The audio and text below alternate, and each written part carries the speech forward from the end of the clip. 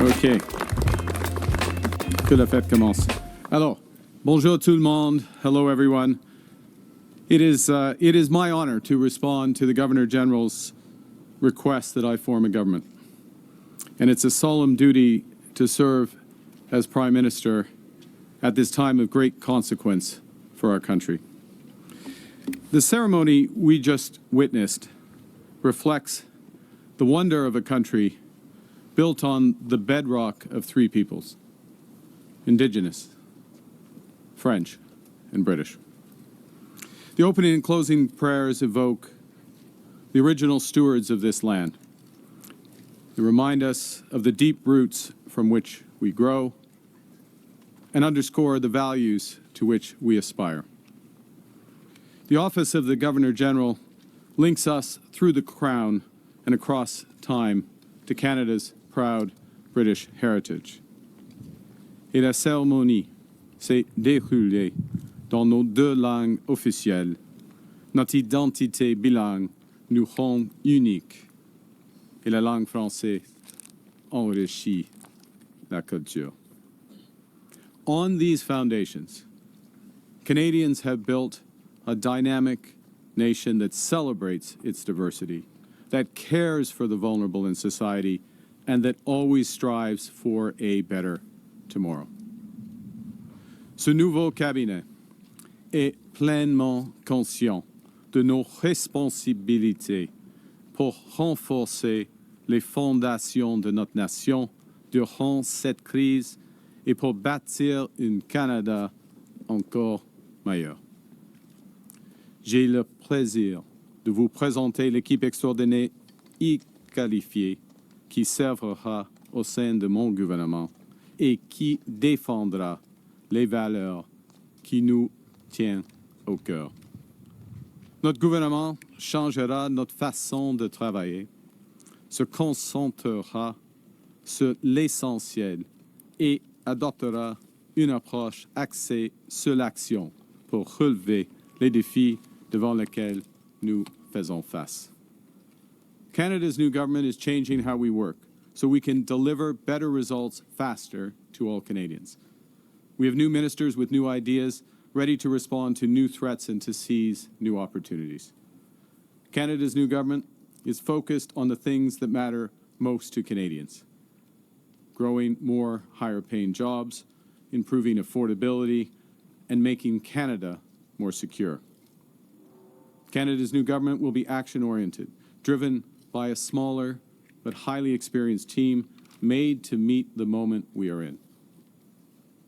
Our leaner cabinet will focus on two priorities in particular.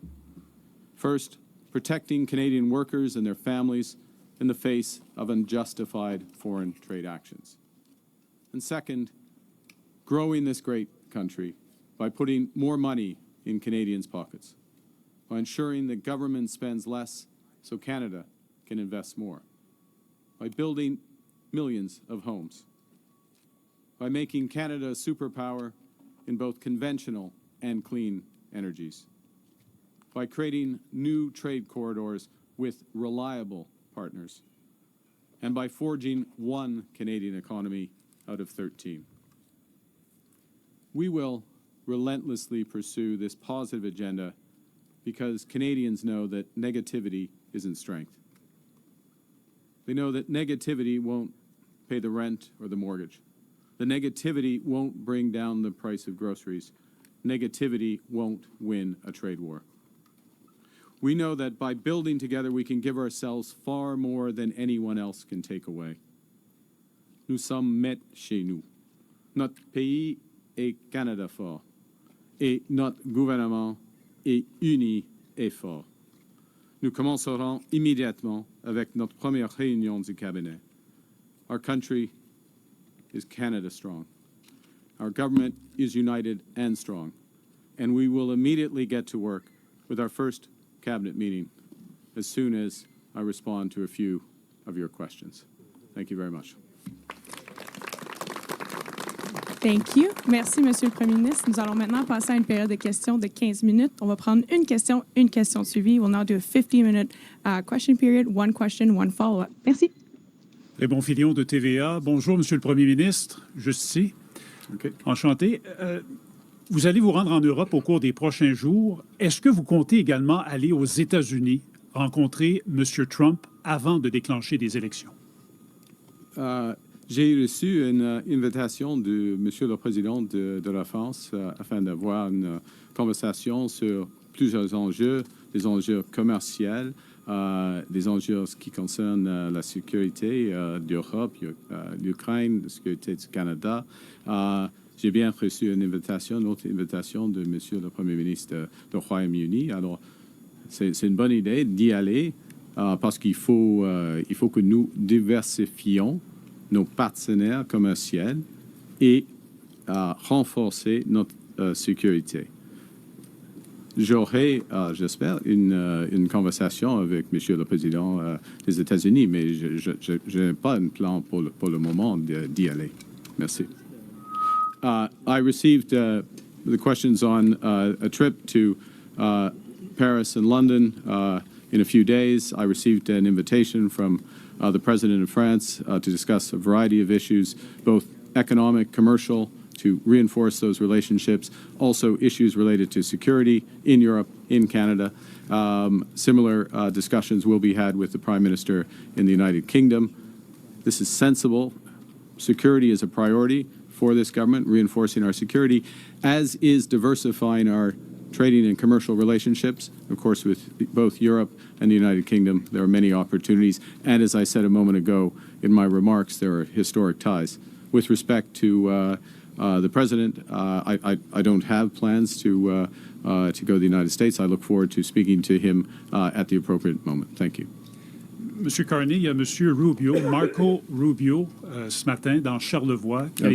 Il a essentiellement répété les propos de Donald Trump, selon qui le Canada, économiquement, serait mieux en tant que 51e État. C'est ridicule. En tant que Premier ministre, qu'est-ce que vous répondez à ces propos du secrétaire d'État américain tenu en sol canadien? Ah. C'est fou, hein? C'est fou. C'est simple, c'est fou. Point final. En anglais? It's crazy. His point is crazy. That's it. Question. Yeah. Hi, Prime Minister Tom Perry with CBC. Can I ask you what your plans are for the next few weeks? Are you going to be bringing back the House? Are you going to be calling an early election? And if so, when should Canadians expect to go to the polls? Well, they certainly should expect to go to the polls before November. The news today is behind me. An exceptional group of individuals who are serving Canada, united, focused cabinet, focused on action, focused on the issues for Canadians. We're, as I said a moment ago, we will be going to take some decisions which directly meet some of the objectives I set out in my remarks and we've been discussing. That's the news for today. There will be other news in the coming days with respect to ensuring that we have as strong a mandate that is needed for the time. Thank you.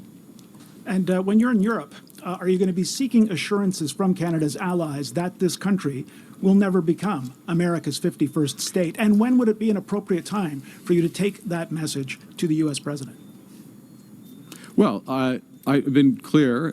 Personally, I've been clear. The ministers behind me, I think, to an individual, when asked, have been clear that we will never, ever, in any way, shape, or form, be part of the United States.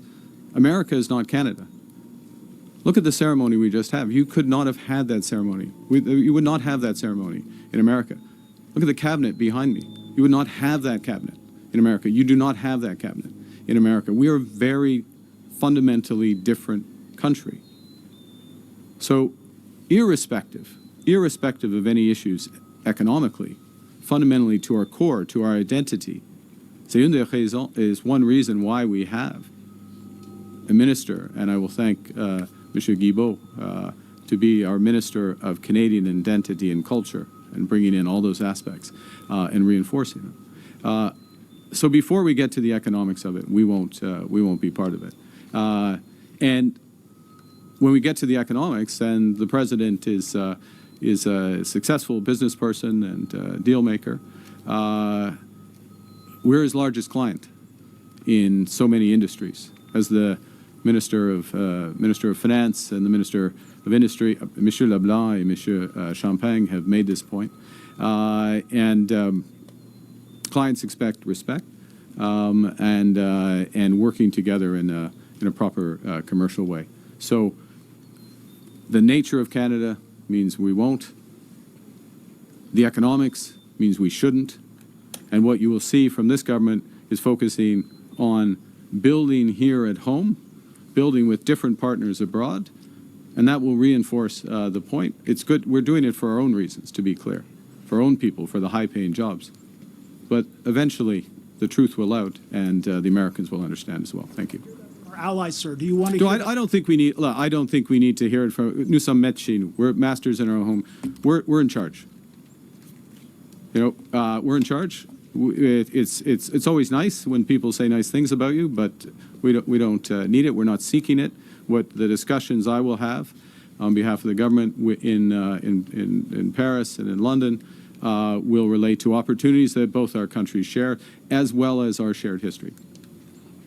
Monsieur le Premier ministre, Valérie Gamache de Radio-Canada, enchantée. Merci. Vous n'avez pas de ministres qui viennent de l'Alberta, qui ont une circonscription en Alberta. Est-ce que c'est parce que vous songez vous-même à vous présenter dans une circonscription albertaine? Ouais, vous avez raison que j'ai grandi en Alberta et j'ai lancé ma campagne à Edmonton, ça c'est sûr. C'est pas le moment d'annoncer ma circonscription. Alors, votre prochaine question? It's a question. I'm complimenting the journalist from Radio Canada, and I would like to compliment the very existence of Radio Canada, and I'd like to reinforce that my government would be reinforcing. It goes back to Canadian identity, culture. This is away from the news, but the broader sense. So I'll finish the answer. I compliment the question. She's recognizing that I grew up in Alberta. I launched my campaign in Alberta. I'm just reinforcing today. Today, the story is behind me, and there will be more news because those behind me will be taking some important decisions this afternoon. Monsieur Carney, depuis le début de votre point de presse, vous avez 3 fois mentionné les langues officielles. Pourtant, le nom langues officielles n'apparaît pas dans le nom du ministère de M. Guilbeault. Et vous avez remplacé patrimoine par identité canadienne. Est-ce qu'il y a là un message pour le Québec? Pas du tout. Pas du tout. C'est un renforcement de notre identité. La langue française est au sein de l'identité canadienne. Et M. Guilbeault, il est un ministre exceptionnel, mais et il a maintenant la responsabilité, il a encore des responsabilités pour les langues officielles. Mais cette question de l'identité canadienne, c'est plus large de notre langue officielle, c'est plus large de notre patrimoine. Ça existe maintenant. On renforce, on bâtit l'identité canadienne. Ça inclut, ça c'est clé. L'identité canadienne inclut la nature. Et une des responsabilités de M. Guilbeault est de ramasser toutes nos responsabilités en ce qui concerne la nature, la biodiversité, nos océans, et de les protéger et les promouvoir. Merci. J'ai une question. Next question. Prime Minister Carney, first off, congratulations. Thank you. Second, David Baxter, Canadian Press. April 1st is fast approaching, the date the consumer carbon tax is set to increase once again. You've talked about getting rid of it. How are you going to do it in the next 2 weeks? Your question, how are we going to do it by the end of the day? That's a great question. And we'll come right back to you on that following the cabinet meeting. In that order? You have a better follow-up than that. Oh, there is a better follow-up, but just to get clarification, you are going to do it Then by that would be cabinet 3 order? questions, and everyone else will get angry. There we go. We'll go back to it. So you've talked about Trump needing to show Canada respect. President Trump. President yes. Trump, yes, President Trump needs to show Canada respect. You said that again just now. Are you not going to speak with President Trump until he cuts out this 51st state talk? No. I look forward to speaking with President Trump. Just to be clear, we respect the United States. We respect President Trump. President Trump has put some very important issues at the top of his agenda. We understand his agenda. We understand the importance of addressing the scourge of fentanyl, which is a challenge here in Canada as well as the United States. And I would say that The measures that have been put in place in recent weeks in Canada and Mexico, also the United States, means that we are making tremendous progress. I'll speak specifically for against fentanyl. We understand the importance President Trump places on American workers and American jobs.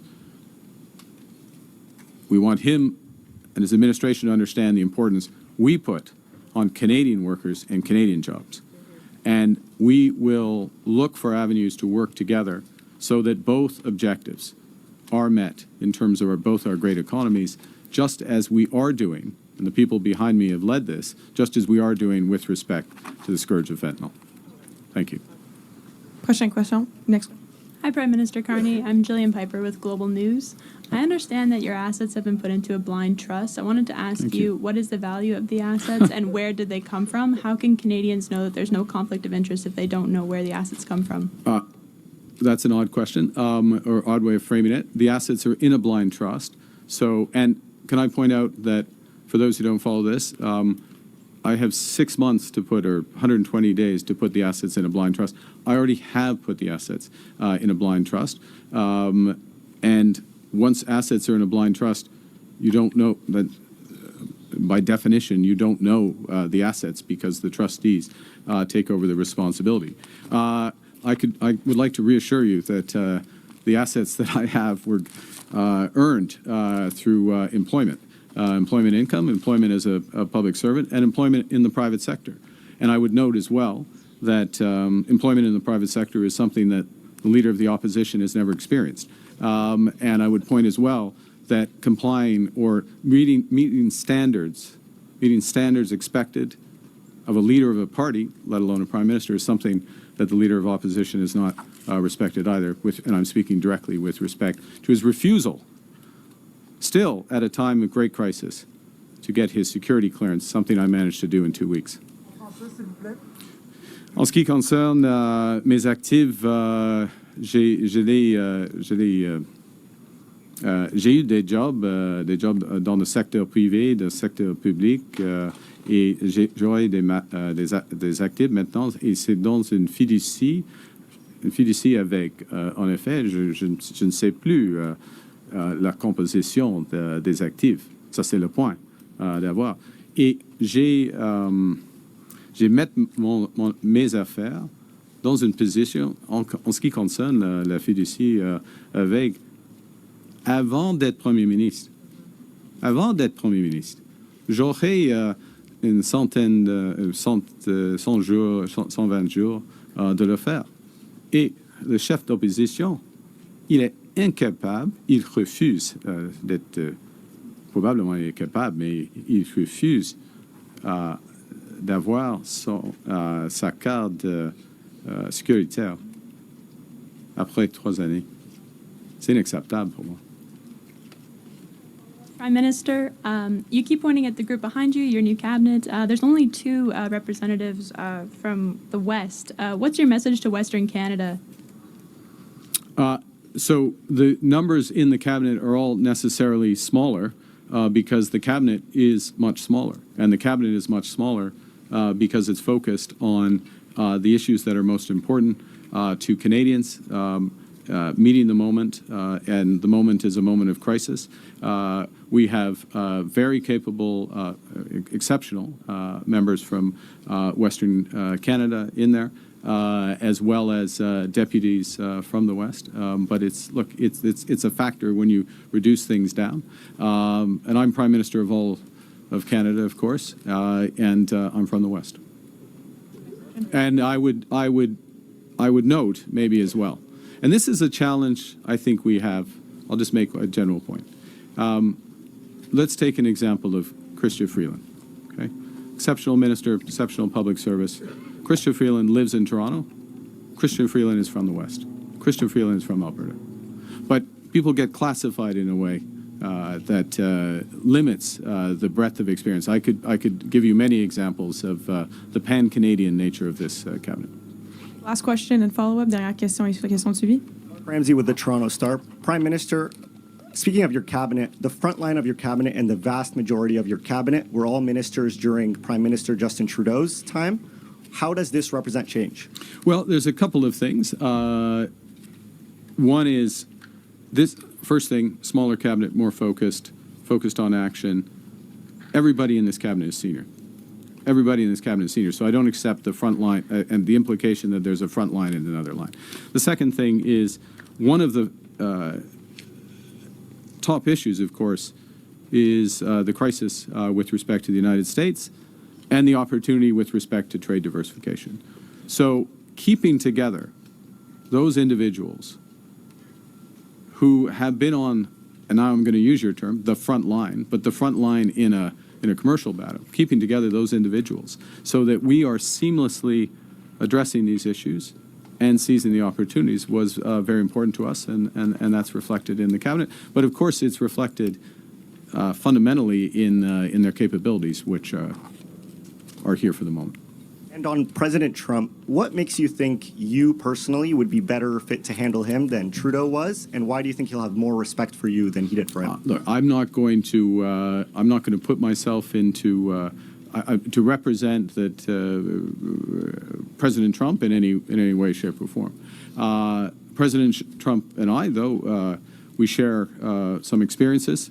I have been in the private sector. I have worked in the real estate sector. I have done large transactions. I have worked with him during his first presidency at the G20, at the G7.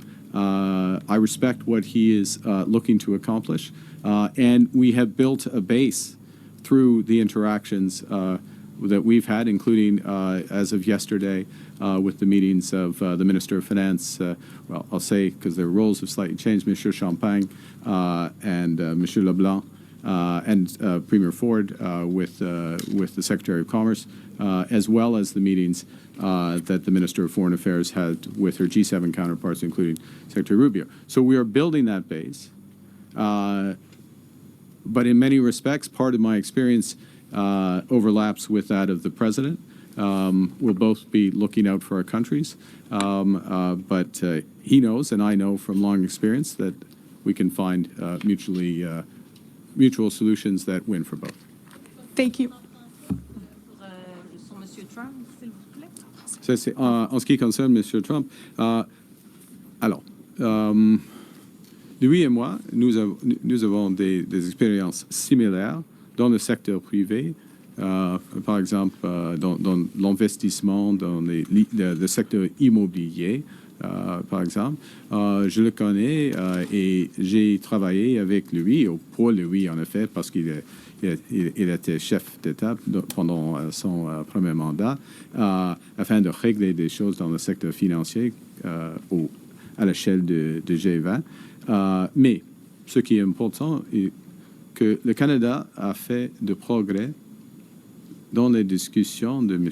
Champagne, Mme Joly, M. Leblanc, avec leur homologue. Alors, il y a une base qui existe et il faut trouver des solutions à partir de cela. Merci. Thank you. This was an press conference. This is going to press conference.